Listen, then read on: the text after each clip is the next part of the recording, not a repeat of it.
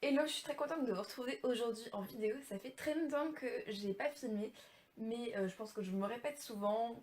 J'ai pas toujours un emploi du temps facile et j'ai pas lu énormément au début d'année, mais j'ai quand même eu la chance de découvrir deux romans dont je voulais absolument vous parler aujourd'hui.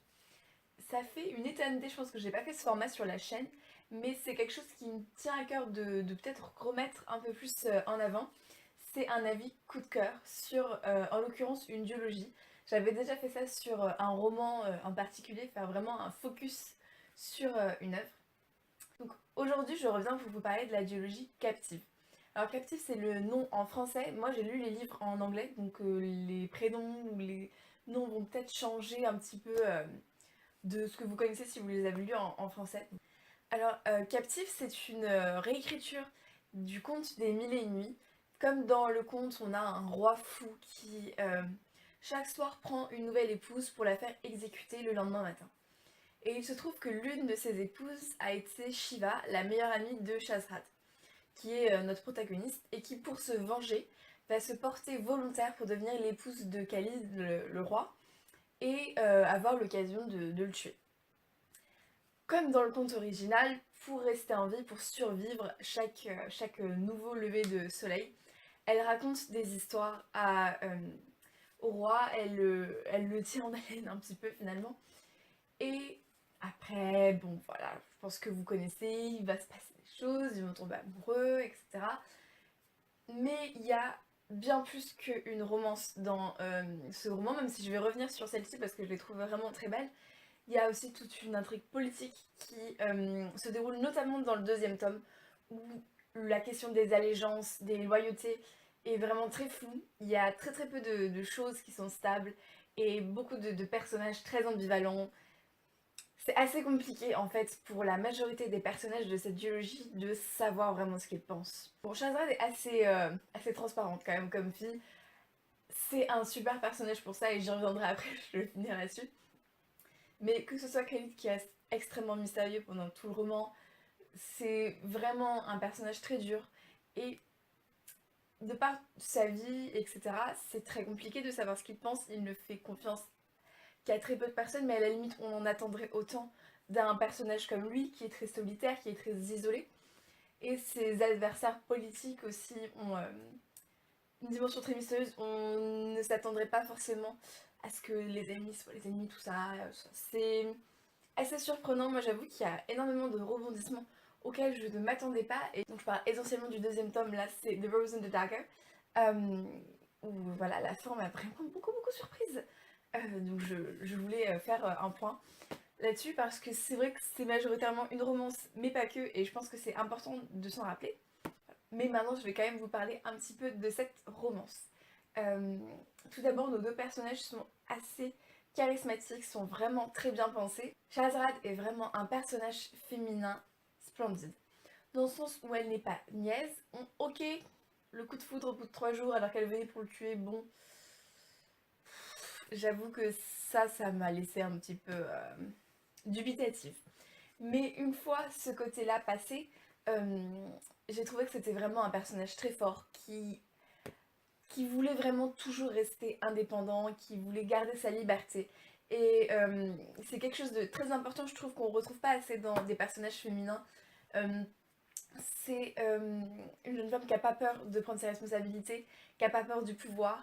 Et il y a une dimension très féministe aussi dans ces romans. Il y a beaucoup de petites phrases qui sont des pics à cette société patriarcale.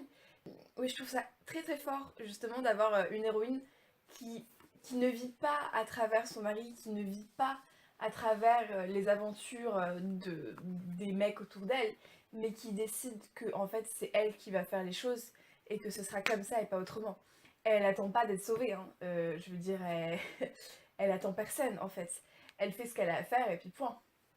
Donc ça, je trouvais que c'était vraiment super. Et puis aussi son côté très intelligent, très witty, on dirait, euh, fait que voilà, il y a beaucoup de scènes qui sont très drôles, qui a Khalid de son côté et bah, comme je le disais précédemment, très mystérieux, mais très intrigant finalement. Et je ne vais pas vous en parler outre mesure parce qu'il n'y a pas vraiment d'utilité. Mais c'est un personnage que l'autrice nous fait vraiment aimer. Et parce qu'évidemment, on va découvrir la raison pour laquelle il y a tous ces meurtres, etc. Et il n'y a jamais une dimension, enfin du moins à mon sens, d'excuse. C'est jamais... Enfin, c'est pas une pauvre victime innocente. Il n'y a pas ce côté-là qui est mis en avant. On prend le personnage dans son entièreté. Il n'y a pas de... Ah bah il a fait ça, mais c'est pas de sa faute du tout en fait. C'est un pauvre petit agneau tout innocent. Non, il y a quelque chose de très vrai, de très complexe dans les personnages de cette autrice et je trouve ça vraiment bien. Donc ce qui m'a énormément plu aussi dans cette romance, c'est que je trouvais qu'elle n'était pas comme toutes ces romances un peu toxiques qu'on voit dans certains romans YA, où au bout de 3 jours ils sont complètement hyper méga... Non parce que ça c'est un peu le cas quand même. Donc toxique, quand je dis toxique, je pense particulièrement à une romance en particulier, celle des Larmes Rouges de Jojo Caldera, qui est une trilogie que j'adore, mais il y a certaines choses qui, a posteriori, quand je les relis avec un œil un peu neuf, me semblent un peu, comment dire, un peu exagérées, mais c'est aussi l'esprit de la série. Euh, le côté je t'appartiens, tu m'appartiens, le côté hyper possessif, le côté, enfin, vraiment ah bah, à la limite du sein, quoi. Moi, ce genre de choses, ça me dérange, notamment sur ces des livres qui s'adressent à un public assez jeune. Je, je sais pas, moi, ça me dérange, perso. Donc, j'étais hyper contente d'avoir une romance assez saine où les personnages gardaient leur personnalité, en fait. Où c'était pas deux personnes qui se fondent l'une dans l'autre, mais il y avait... Enfin, Shazrad, elle ne devient pas complètement madame, quoi. C'est... elle a toujours une volonté de rester elle-même, et ça rejoint aussi le côté féministe, euh, où c'est une femme, c'est pas une chose. Et elle, je trouve que l'autrice, elle joue beaucoup de ce côté femme-objet, mais pour le dénoncer finalement, parce qu'il y a énormément de personnages qui sont hyper machos et qui disent par exemple dans le tome 2 que... Ah, je pourrais pas vous le dire sans vous spoiler, mais justement, il y a une forte volonté de dénoncer ça et j'ai trouvé ça vraiment super parce que le côté engagé ne prenait pas la place de l'histoire et c'était hyper important. Voilà, et de plus, pour finir sur cette romance, au-delà du côté engagé et du côté très sain que j'ai trouvé évidemment que c'était une romance très tendre, très mignonne. J'ai versé quelques larmes, oui. C'était très très mignon et c'est tout ce que moi je veux retrouver quand je lis une romance, c'est quelque chose de tendre et qui n'est pas le côté toxique, quoi. Je veux dire, c'est pas une romance simple hein, à la base. Bon, actuellement, il a un peu tué sa meilleure amie. Mais oui, il y avait quelque chose de très très beau. Et justement, je trouve que pour faire une petite transition, René Adier, donc, qui a écrit ses romans, et désolée si je prononce ce nom de manière horrible, je suis désolée, euh, justement, sa plume accompagne très très très bien cette beauté, cette poésie même des fois. Elle a une plume très particulière, je trouve. Elle fait beaucoup de phrases très courtes, beaucoup d'anaphores, et ça rythme le récit de façon vraiment haletante, notamment bah, les fins de tomes, donc à la fois le 1 et le 2, avec des chapitres qui sont de plus en plus courts et de plus en plus haletants, avec beaucoup de phrases très courtes, des fins de chapitres assez impressionnantes où juste de toute manière il faut lire la suite parce que là il se passe des trucs de dingue. Et à la fois ce style très haletant, très rythmé, et en même temps la possibilité de partir dans des sphères plus hautes, d'aller vraiment dans un style très aérien et très sublime voilà, pour nous transmettre la beauté, l'amour, tout ça. J'ai vraiment énormément apprécié la façon dont elle écrivait. Je sais que beaucoup, parce que j'ai traîné un peu sur Goodreads, disons qu'on n'a pas vraiment apprécié le côté très descriptif de cette plume, de ces histoires. C'est vrai qu'on a énormément de descriptions de lieux, de vêtements, de personnages. C'est vrai qu'il y a beaucoup de descriptions, je l'accorde. Moi perso ça m'a pas du tout dérangé parce que j'ai trouvé que ça participait beaucoup à l'exotisme du roman. Donc évidemment je ne l'ai pas précisé mais on est dans un pays arabe et il y a beaucoup l'architecture, les vêtements, etc. Je trouve que ça contribue vraiment à construire un monde et ça aurait été justement dommage qu'on s'attarde pas sur ça. On remarque aussi en lisant le livre que l'autrice a fait un grand travail de recherche, a mis énormément de termes arabes ou à consonance arabique dans, dans son récit. Et alors c'est vrai qu'au début j'étais un peu décontenancée, je devais tout le temps aller sur le glossaire, etc. Et comme dans le tome 2 il n'y a pas le glossaire pour me dire à quoi ça correspondait, et j'étais un peu déstabilisée des fois, je ne savais pas trop de quoi on parlait. Mais c'était vraiment, enfin c'était assez minime hein, ce genre de moment dans mes lectures. Et justement j'ai trouvé que ça participait encore plus à construire ce monde et à nous donner cet exotisme et à nous plonger dans ce monde particulier. Et ça participe aussi au rêve et au voyage dans lequel René Adin nous emmène avec Captive. Et je trouve ça très très très très intéressant justement. Un dernier point qui m'a vraiment très très fortement plu dans cette duologie, c'est la place de la magie.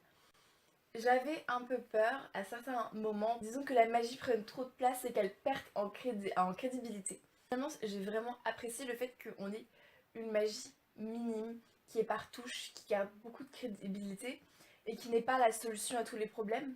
Qu'on ait aussi l'espèce de dualité d'une magie noire et d'une magie blanche, même si c'est pas forcément exprimé comme ça, mais d'avoir aussi le côté comme dans Once Upon a Time, que tout vient avec un prix, qu'on ne peut pas avoir une chose sans abandonner une autre. Mais ça ne prenait pas toute la place dans l'histoire et je trouve que c'est très important parce que c'était plutôt un ajout bénéfique que une perte de temps finalement. Et puis en général, j'ai trouvé que tout était assez bien équilibré entre les intrigues politiques, les jeux de pouvoir, les intrigues amoureuses, parce qu'il n'y en avait pas qu'une, qui était plutôt bien développée. À part pour une, et là je vous en parlerai dans mes chroniques qui sont avec spoiler sur le blog, où bon, j'étais un petit peu laissée sur ma faim par rapport à une intrigue amoureuse.